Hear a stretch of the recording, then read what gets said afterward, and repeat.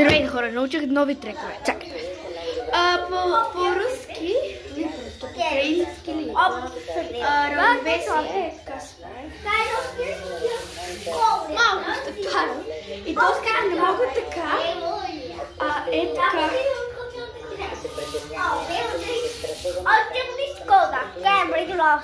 Мога и с една ръка.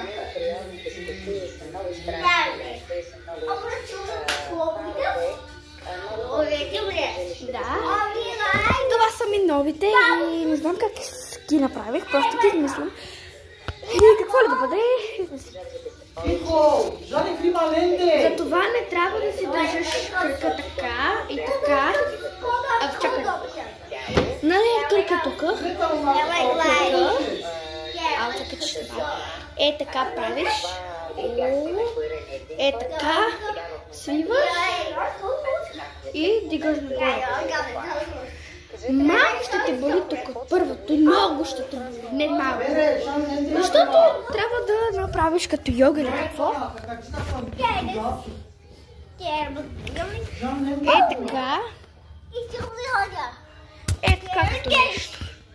Е така и... Там така. И ако искаш, може да си вигаш какво е така. И ще те боли, но какво ли да бъде? Усещаш тук боли. Да. И имам едни топчета. Къде са? Е, там ги хвърлих някъде. Тук са! И вижте един хубав трик. Нали правя така?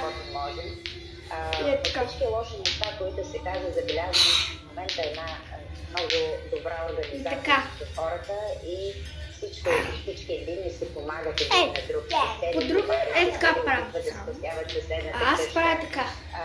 Просто, знаете, когато има такава екстремна ситуация, хората гледат да се спасяват индивидуално, дори да пречат един на друг, докато в този случай аз забелязвам, че всички се обединени. Не мога да издържа много. Сега ще пробвам. Ситуацията, че видях диви животни да идват да искат помощ, аз лично видях два планински лъва, които са доста големи. С две ръце ми е трудно. Може да се жертва за тях. Те дойдоха да искат водайка за тях. Представя ли се, че така права, но не. Тук в клетки ги отнесеха в къде се появиха? Още малко и свършвам. Тук има много животни. Чао! Чао! Научих тези трикове. Чао!